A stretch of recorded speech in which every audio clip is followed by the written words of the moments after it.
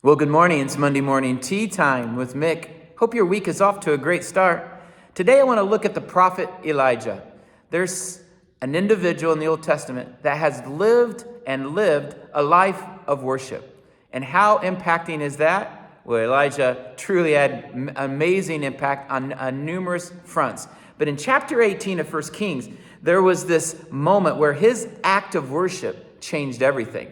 It was his sacrifice, his willingness to step out and worship God by consuming the sacrifice before 450 prophets of Baal. And the purpose of the two worship services, one for Baal and one for Yahweh, was to determine who truly was God.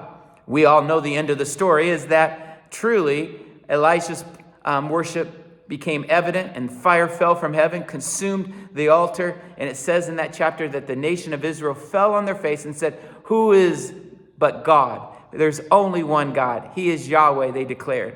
Now, before this encounter, there was a 3-year drought.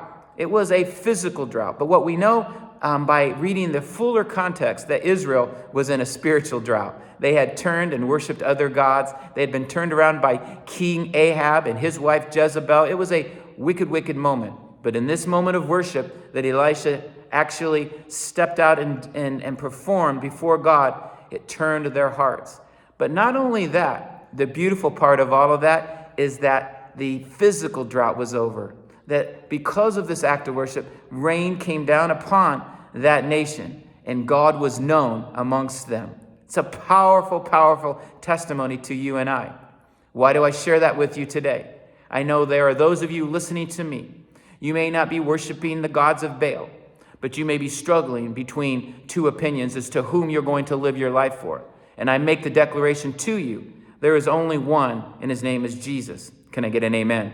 And once you and I choose a life of worship, the beautiful promise that happened to the nation of Israel, even if it was a moment, can happen in you and I's life. And that is this: the drought can be over.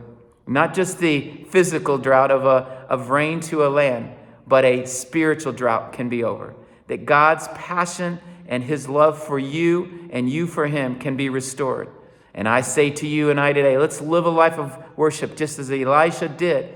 And let's ask that the rains of heaven would fall upon us. May his rains fall. May his rains fall upon your family, upon your children, upon your state, and upon your church. May he pour out his spirit in a new way, that you will understand that he is doing something new in your life for you. I believe that today. I believe those of you listening to my voice, that God is saying to you specifically, I'm going to reign in your life. I'm going to pour out my spirit. Look to me. Fix your eyes on me. A new day, a new chapter, a new moment is for you. And to that I say amen.